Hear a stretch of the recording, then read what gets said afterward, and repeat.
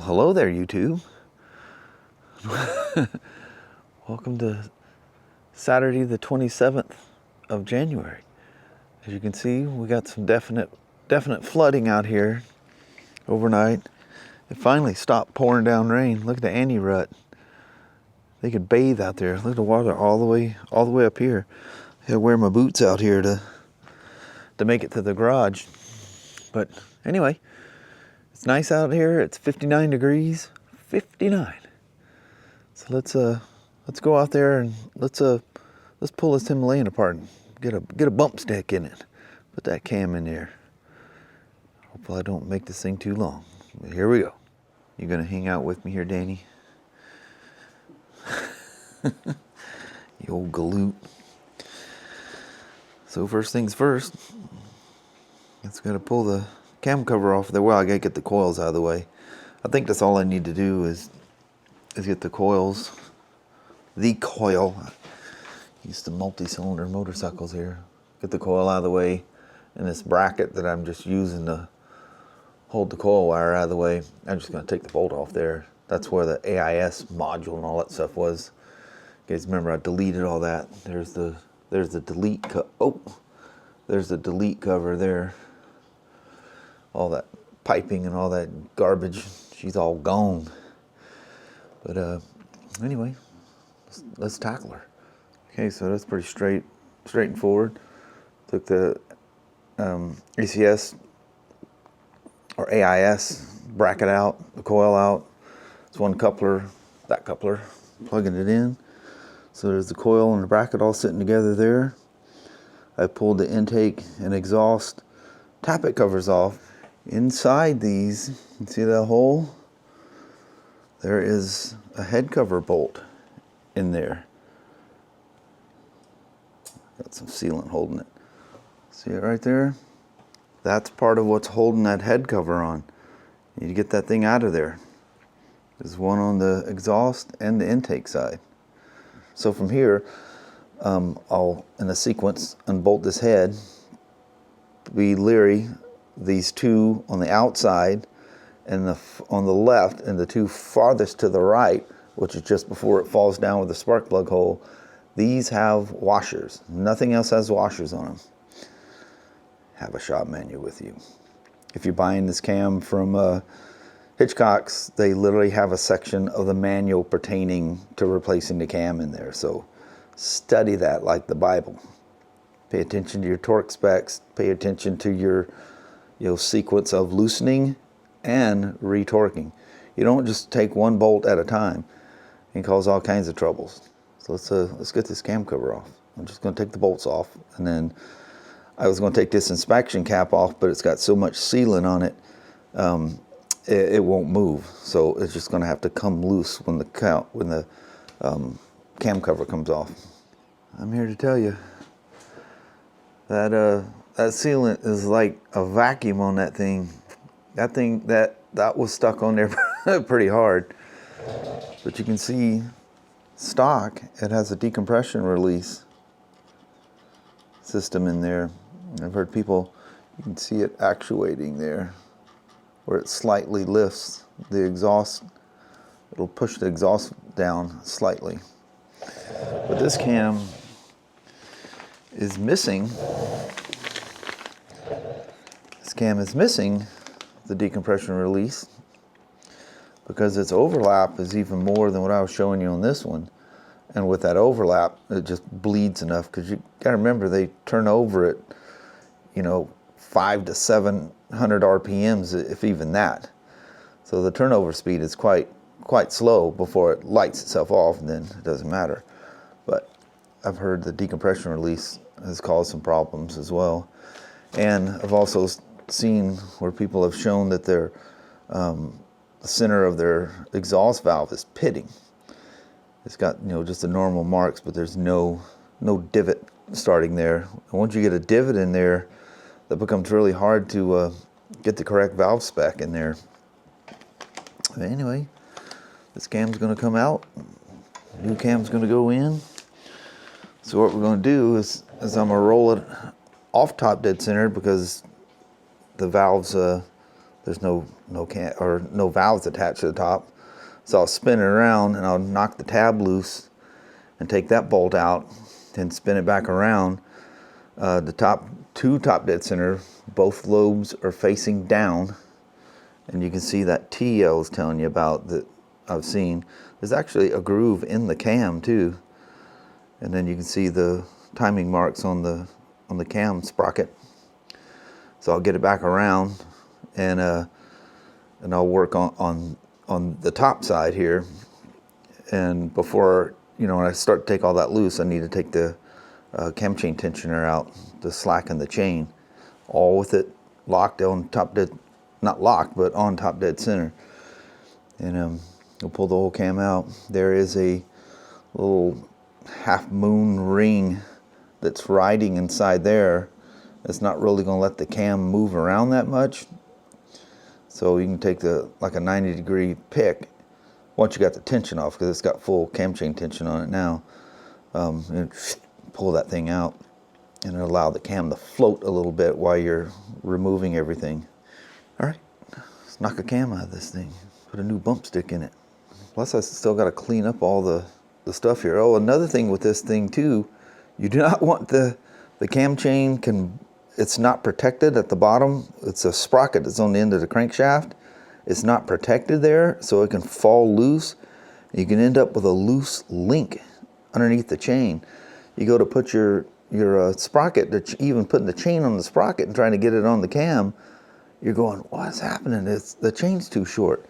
It's done balled up. So don't allow this thing to go slack enough that one side of the chain can fall down in the cavity, and it creates just a loop. It's like a loop in the chain, and it's a son of a gun to get that out. So don't let that go loose. I don't know what I'm going to use. I'll probably get something heavy that I can lean to just keep it up, or I'll zip tie it. I'll do something here. I'll come up with something. Anyway, so I got the one bolt out.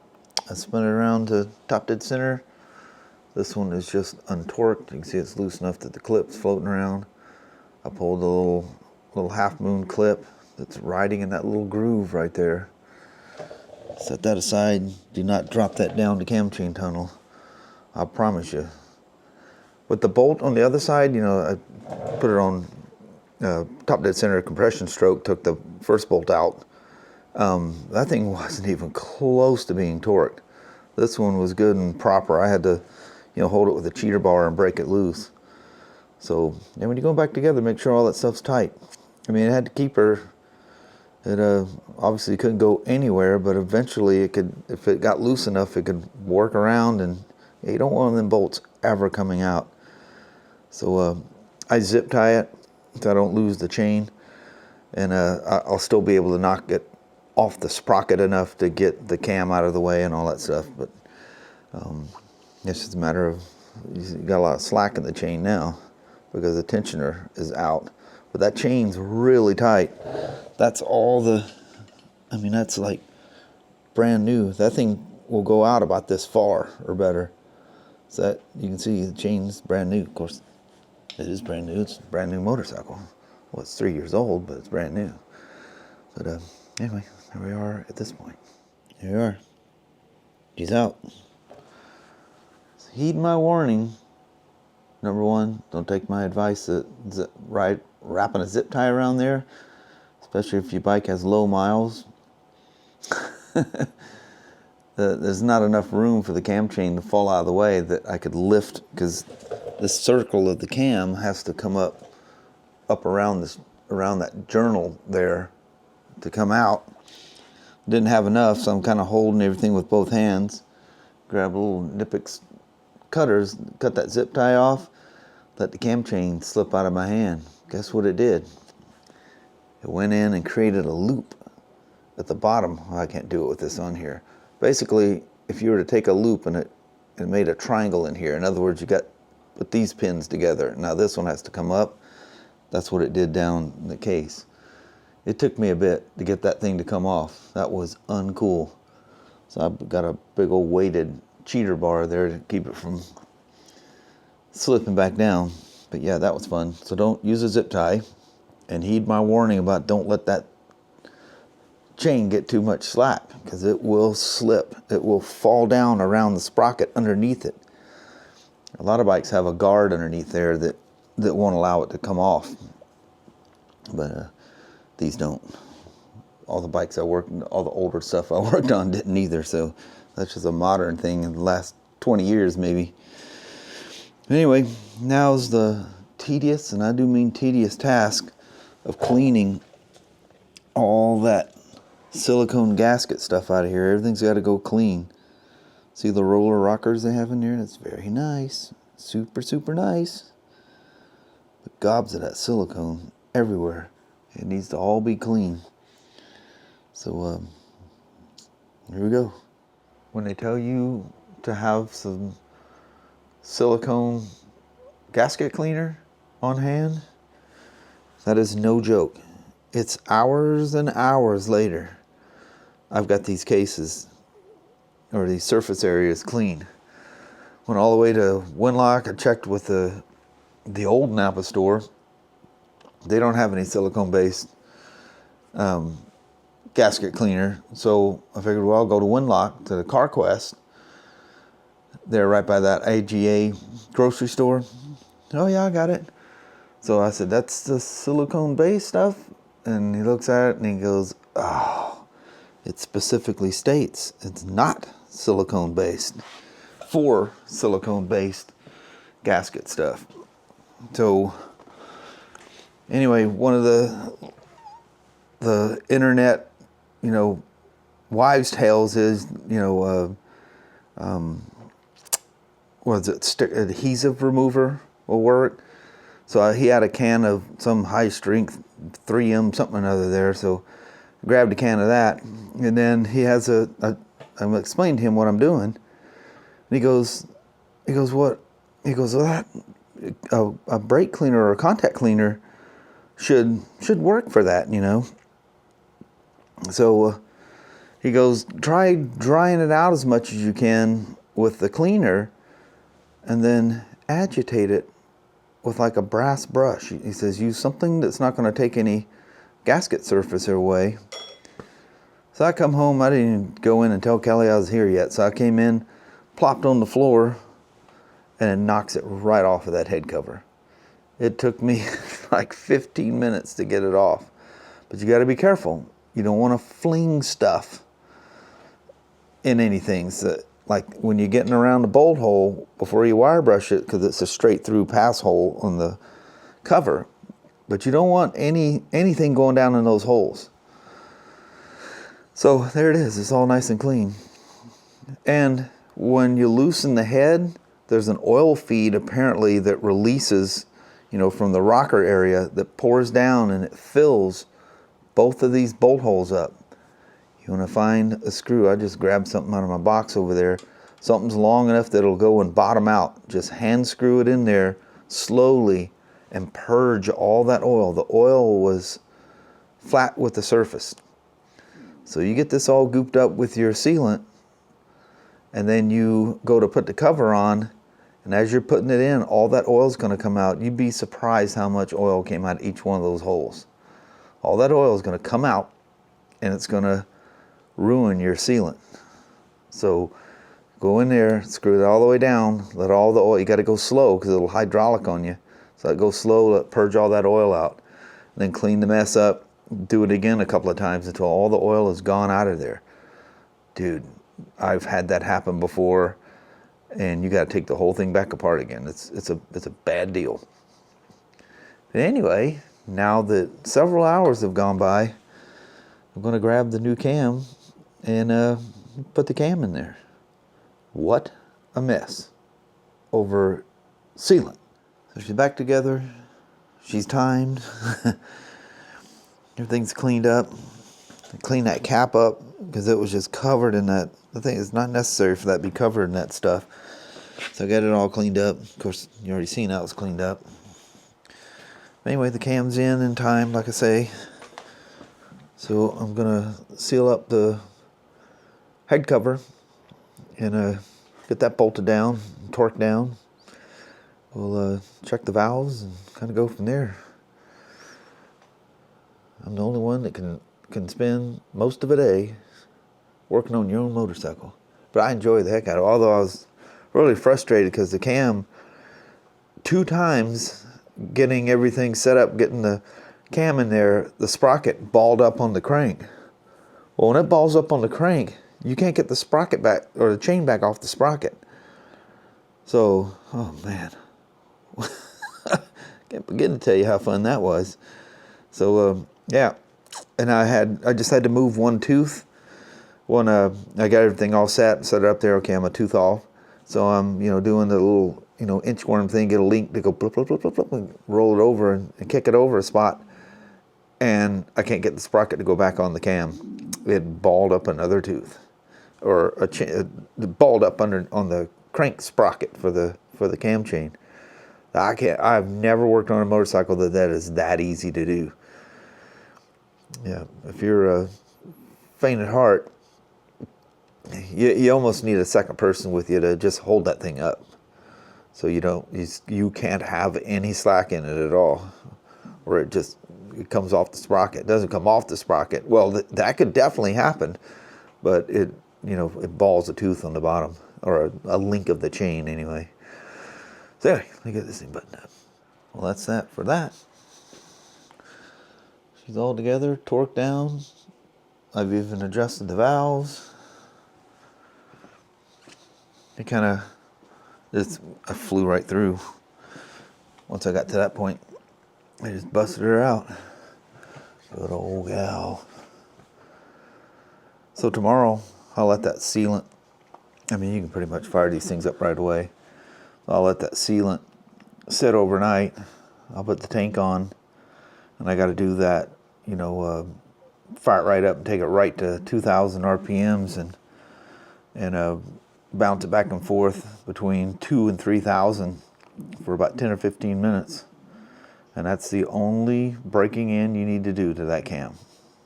Let her completely cool down, fire it back up, let the ECM, because it's going to huck and buck. It does not like doing that. At least I know the 350 didn't. She did not like that at all. All of a sudden this cam's introduced, and you didn't let it have a chance to map itself to it. But I let it completely cool down, and fired it up, let her sit there and idle from a stone cold motor for 15 minutes, and she was happy after that. Oh, I got that hose. The hose goes over that wire, not under it. But it's a quick disconnect right there. But anyway, that's it. Other than the nightmare of trying to figure out how to get that silicone stuff out without some kind of gasket remover.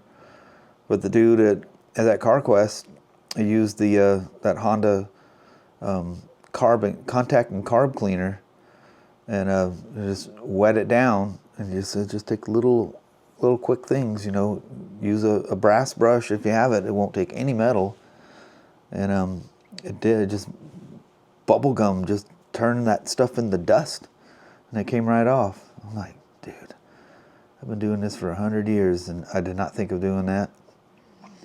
Shame on me. But anyway, it's all done. Just needs a gas tank put on her and let her run. Let her have fun. And then pray for a nice day. We can go out and ride the dadgum thing. Have that filter and that cam. This thing's gonna freak out. It says, don't let it idle. So I gotta light her off and go rev it right up. Cold motor. But 2,000 RPMs, that's not too crazy. That low speed circuit probably holds it, at 1,200 or so. But I'm excited to see the difference. I know it's not going to be monumental, but it'll make it fun. If it does anything like it did that 350, I'll be super, super happy. All right, from here, we'll do a quick goodbye. I'm sure I've got a ton of footage here, so we'll see how that works out. All right. Well, hello there, YouTube. It is 57 degrees out here at like 20 after 9. It feels really good. Oh, yeah. That's great. I know. About ready to crack some windows open. Let some fresh air roll through the house for once. Man, I haven't opened up a window since last year when the weather changed all of a sudden. I know. It's crazy. But that was some serious one-on-one time with the old Himalayan today. Yes, it was. Yep. But that was fun. Anyway, hope you guys enjoyed that. I don't know how much time I got. I'm sure it's a lot. Let's see what I can work out. It'll probably be a long video. I hope you guys are okay with that. Give me something to do on Sunday. There you go. But anyway, on that, we're gonna bounce. Alrighty, well, thank you guys so much for watching. We really do appreciate it. We will talk to you tomorrow. Same smoke time, same smoke channel. Don't forget to give a thumbs up, and you guys have an amazing Sunday or Monday. Heck yeah. All right. We'll see you in the morning. See you then. Thanks for watching now. Bye-bye.